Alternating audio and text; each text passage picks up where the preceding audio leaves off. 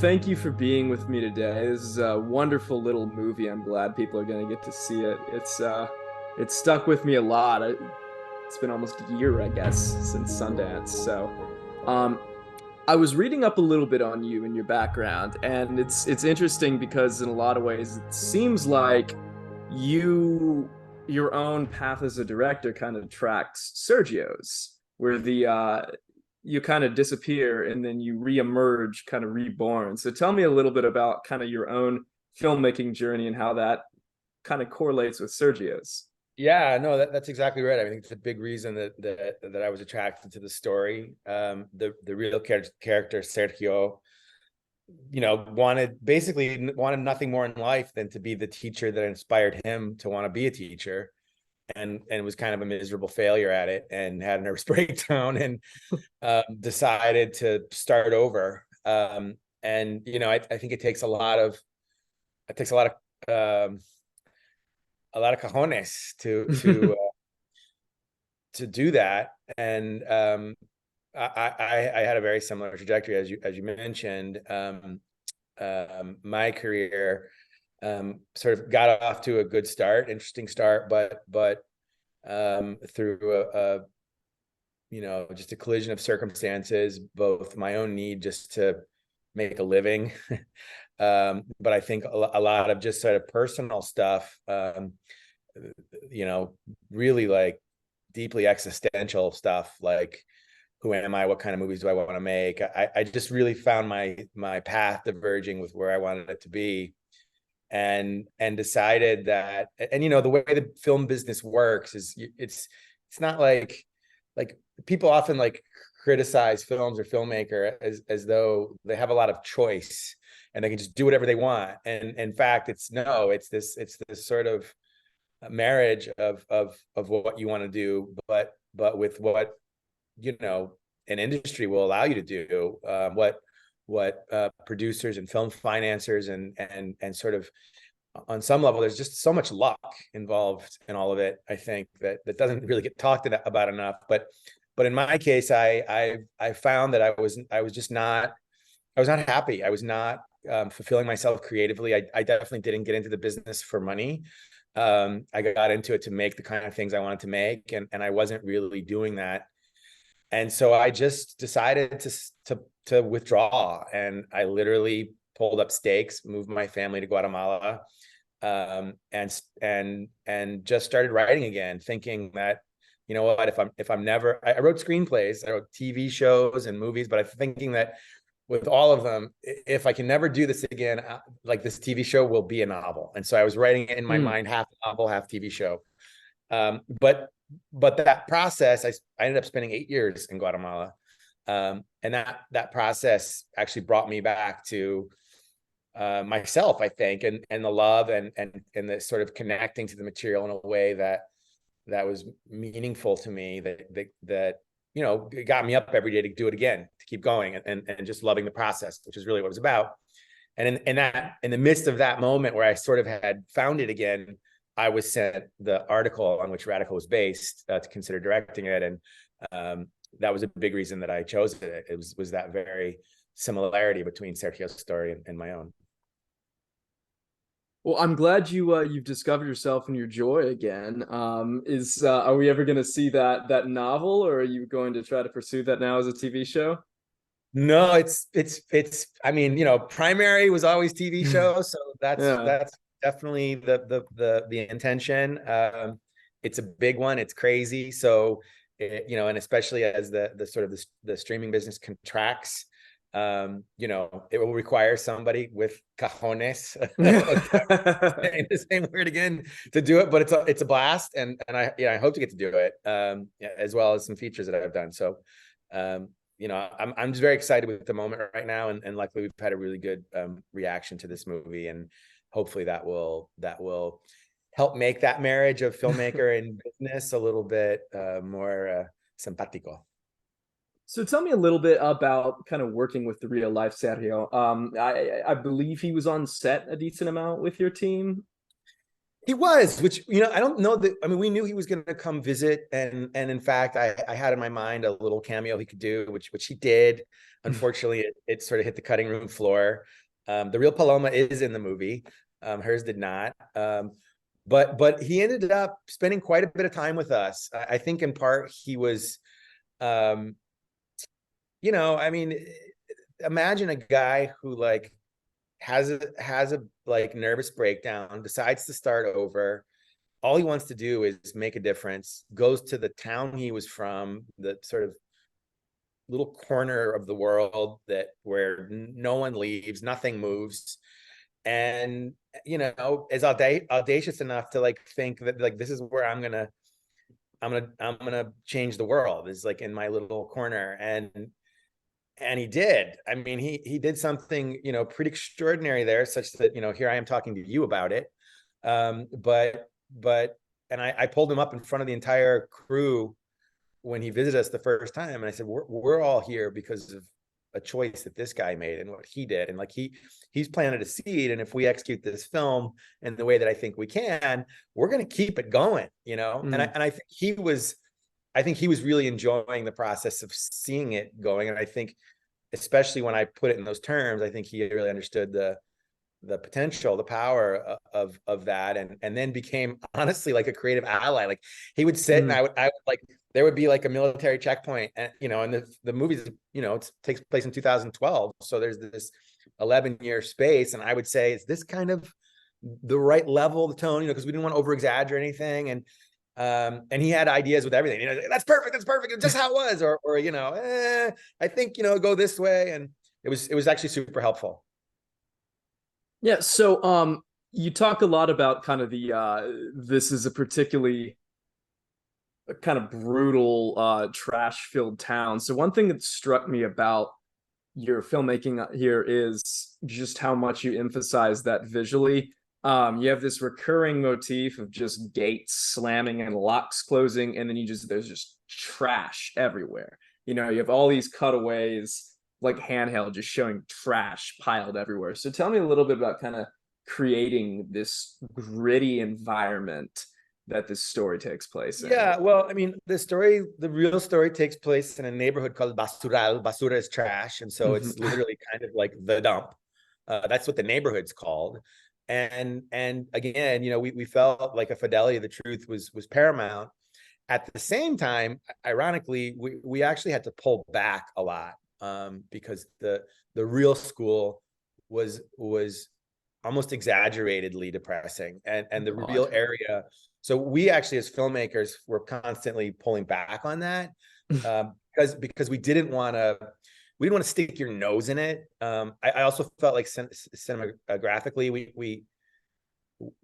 we needed to shoot it beautifully. There needed to be a certain cinematic quality to it that didn't portray it. There's a Spanish word, porno miseria. I think we call it poverty porn. And it's a real difficult needle to thread when you're telling a story that's set in a place like that, to not, in a sense, rub our faces in it. And so, yeah, it was about trying to create an environment and an atmosphere that both captured the reality and presented the obstacles of that reality, while at the same time, not making it something that was like heavy in a way that it felt like there was commentary from the film, or self-pity or judgment, or because at the end of the day, and I think on some level, if I had to, reduce the movie to some basic ideas, one of them is just kids trying. And I think there's something so joyful about kids trying, and yet I think there's also something so bittersweet, which is like they're going to hit some walls, and like you want to cheer a kid on, but at the same time, it's like we know as adults that like follow your dreams, but life is going to smack you down a lot. Yeah. And I think that the environment itself was this kind of wonderful metaphor for all of it. So there's another aspect I really liked, which is that whenever we go into his teaching sessions, you have this very live wire feel. There's a lot of handheld, there's a lot of cuts just all over the place. Tell me a little bit about kind of using the craft of editing and camera work to create just this very unrestrained, freewheeling environment that he creates in his classroom. Yeah, absolutely. And we set that oppositionally against outside of the classroom, which was wide shots, very static, I mean, literally stasis. And to me, that was, part of the filmmaking thing was Sergio is dynamism itself. Like, he's going to come in and we're going to have this completely other dynamic reality in the classroom. And so filmically, very much, we actually, every time we cut to Sergio, we would cut like 5 to 7 frames more than we normally would, so that he kind of had this little jump every time. Like, where is he? You have to keep up with him, we embraced discontinuity. So he literally might not have been where you thought he was going to be. Like, he's just in a different spot. It's all subconscious, as the way it works. But that was actually absolutely intended to filmically present us with this incredible contrast, this incredible break, and also to make the classroom a place of life, a place of dynamism, and frankly, more exciting. This is a more exciting alternative to their environment, which very much about, I mean, that canal, like, the water doesn't move. It's just like, literally it's just bubbling with the gas. Oh, it's an open God. sewer. And that was exactly the canal they had next to the school. And to me, again, just this metaphor for like where we are and what he brings to it. Filmically, I think we had a lot of opportunity. We do the same thing with color. There was a bunch of really intentional, filmmaking based stuff that we did to create that dichotomy, and ideally make the class a place that also we, the audience, want to get back to. And that's the whole thing, right? School is like, oh, you have to tolerate school on some level, oh, I got to go to school. And like, no, we want to go to school, Can we do that as filmmakers? I thought if we could, we might, really make something interesting here. Now, obviously, we have to talk about your leading man, Eugenio Derbez, and he's a very funny guy. I think he improvs a lot in his comedies. So when you have him in this more dramatic role, and obviously it's an amazing performance, when he's in his teaching space, are you letting him improv, or is this more of kind of scripted, structured? Yeah, I mean, I always let everyone improv. I actually I give, whether it's in Spanish or English, well, at least when I have the power authority to do it, which I did in this case, I let everyone rewrite their own dialogue. Like, I want them to be comfortable and say it in a way that rolls off of their lips comfortably. And so that's one thing, and that really empowers an actor to feel a sense of ownership, I think, over the role. And it also opens the pathway to improv, because it's like, oh, this is now, I'm sort of writing this, and I can kind of write as I go. So that is something that, and then when you have somebody with his comic talent, but in this case, actually, we did a tiny bit of rehearsal, and some really amazing things came up. And some of the best lines in the movie are Eugenio's that he came up with in rehearsal. Like, literally, there's a moment when he calls Nico over after Nico misbehaves in class, and he says something to him, and that was in a rehearsal moment. He's like, well, what if I say this? And I just like started crying. Because it was just it was one of these moments when, as a writer, as a director, you're just trying to create an idea, an energy, a tone. And then when your actor says something to you that's like, you just in one phrase embodied the whole movie, it's hard not to just be bowled over, and because it was such an audacious thing to say. It's the exact wrong thing for any teacher to tell any kid, but it's so truthful, and it's so empathetic, and it's so powerful. And I think that's the kind of improvisation, which is to say, open this space where we're all co-creating together. And of course, I did it with the kids, and these kids had never acted before. And I think one of the reasons we got these incredible performances, and no one is talking about how good these kids are enough, in my opinion. The ensemble of these kids was, I think, from a very similar place. They became owners of these characters in a way that they weren't acting, they weren't performing or kind of like coloring in the lines. They became, and it was theirs, and we got to film them being there. And I literally, in some of these teaching classes, what was amazing was like kids off script raising their hand or just spitting out answers off script, because they were actually, because only the central characters really knew the story and the script, because Eugenio was so huge in Mexico. If it got out that he was in the movie, our production would have ground to a halt. So we only told the 3 central kids that he was in the movie. All those other kids, some of them auditioned, but literally like 10 of them were from the town we were in. They were just, we thought they'd be filler, just in the background. And they ended up, some of them have speaking roles, participating, but they didn't know the script. And so like when he's teaching a class and asking, how does this work? Like they would just spit out answers. And again, it was awesome. About creating that kind of vitality, in the moment, creating this family off screen that I think helped us so much on screen. Well, that was going to be my next question of, it's famously difficult to work with kids as a director. Yeah. But kids and animals. Yeah. It sounds two big don'ts of directing. And it sounds like that you found a pretty happy balance. Is there anything else you would want to add to kind of the struggle of eliciting these really compelling performances from these kids? No, I think mostly what I would do is just talk about what they really pulled off. And I think one of the reasons that they're probably not getting, as I mean, they're getting accolades all over the place, but I think they're so effective at portraying essentially adults, kids who don't get to be kids. I think we forget that they're 11 and 12 years old. Yeah. Because their performances are so grounded and so mature. And why is that? Well, again, we didn't cast actors. Like we literally cast some kids who were like, why are you auditioning? Why do you want to play this part? My family needs the money, Oh my God. Yeah. And we have kids breaking down in auditions, talking about almost losing their house from COVID. And they need, they need to that the kid who says, I want to learn about boats, like his audition will just destroy you. And he's a little young for the room. But I was just like, I got to give that kid a part. Like, yeah. I literally need to save his house, like, God, that's so sad. Oh my God. Yeah.